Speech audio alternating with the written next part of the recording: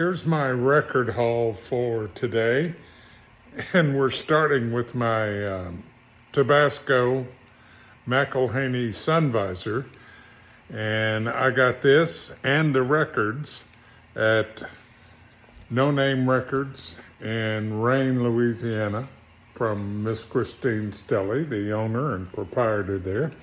So let's take a look at what records I got and why I got them today. Well, let me get the phone situated here. Starting with this, an original first pressing, USA, of Spooky Tooth's The Last Puff, which was kind of their swan song when they broke up in 1970. And I played this album on the radio, and I enjoyed it, and I think most of my listeners did at the time too. This album has Mike Harrison, the wonderful vocalist of Spooky Tooth, Luther Grosvenor on guitar, Henry McCulloch also on guitar, Chris Stanton from the Grease Band filling in here, and Mike Kelly on drums, and Alan Spinner on bass. Now, Gary Wright is not listed on this album, but one of the odd things about this particular album I bought is the previous owner had put in an insert from the Japanese version, which shows Gary Wright, even though he's not here.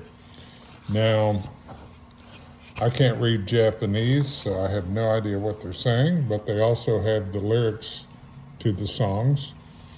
And this was one of those contractual obligation albums that when the band fell apart, the remaining members, Mike Harrison and Luther and Mike Kelly, had to come up with some songs and material, and they did a wonderful version of I Am the Walrus, the Beatles song. And they also did Gary Wright's The Wrong Time, which he ended up doing on his solo album, which came out a similar time to this album. Anyway, it's a good album for what it's worth. Here is the original A&M USA inner sleeve. Preserve the sound outside, ecologically balanced. And the tan A&M label, which was common at that time, 1970, 71. And believe it or not, I didn't have a copy of that. I had an import on UK Island, and I did not have that. Now this is a Barry McGuire album, which is a compilation. It's a white label promo on ABC Dunhill, and I don't remember it, but it contains Eve of Destruction, and I'll have to do some research. I don't even remember when it came out. The previous owner stuck it in one of these London full frequency range poly-lined inner sleeves, but we'll take care of that. We'll put that on the Stones album probably. But anyway, I already had Barry McGuire's Eve of Destruction, so figured why not? Let's get that. Okay, here we go. Now this is the Yardbirds Greatest Hits, and the cover's got a little bit of wear, but the previous owner, I don't think played this very much. I mean, there's one little nick, and they stored it in a polyline sleeve, and I'm going to compare that to mine and see how it looks. Maybe better. Now, I picked up several Grand Funk Railroad albums today, and I've had a weird relationship as far as me and Grand Funk Railroad. I played them on the radio from 1969 or 70 all the way through their career. And so consequently, I never bought any of their albums because I played them every day. Well, this is E Pluribus Funk, which was a big album in the day for them. And I went ahead and got this because this is in pretty nice shape for the cover, and also has the original insert, which was circular, and the record is in nice shape too. So that was my thinking on this, and I did not have this. And of course, this is when Terry Knight was still in charge of the band and as the manager. Foot Stomping Music was the big hit. And of course, Mark Farner, he was one of us, as they say. He had his people, Let's Stop the War song. And that's the first of several Grand Funk albums. This was The Sun Story, which came out in the early 70s. And this was Roy Orbison. I've already got the Rock House album, but this is essentially the Rock House album reissued. And so glad to get that. Now, I, of course, have had the Some Girls album many times. And here it is again.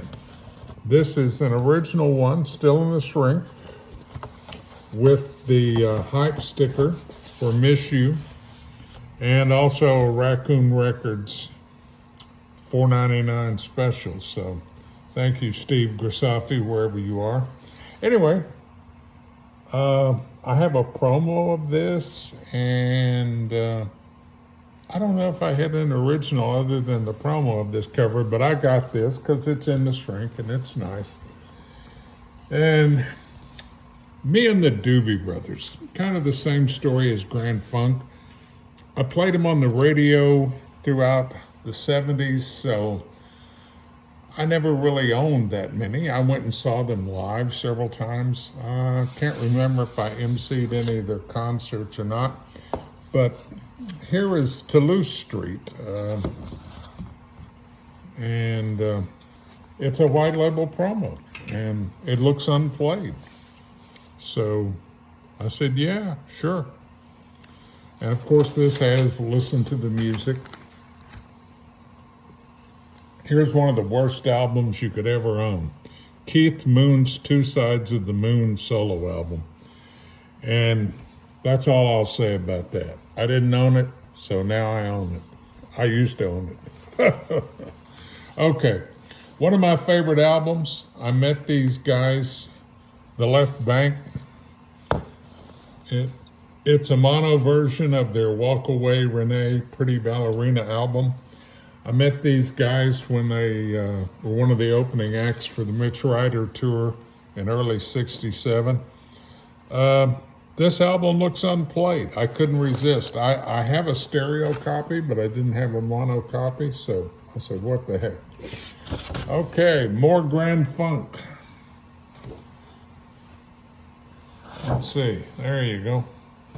The 3D poster. What 3D poster, David? For Shining On. And yes, we have our glasses. Okay, both pairs. So thank you, Miss Christine. I never thought I'd end up owning Grand Funk, but it's nice and clean, so I said, okay, I'll own up. And since we're talking about Grand Funk, I got one more from Christine today. This has a poster in it. Let's see. There you go. Never put on the wall. And we are talking about We're an American Band. on yellow vinyl. And once again, I didn't have it because I played it on the radio all the time.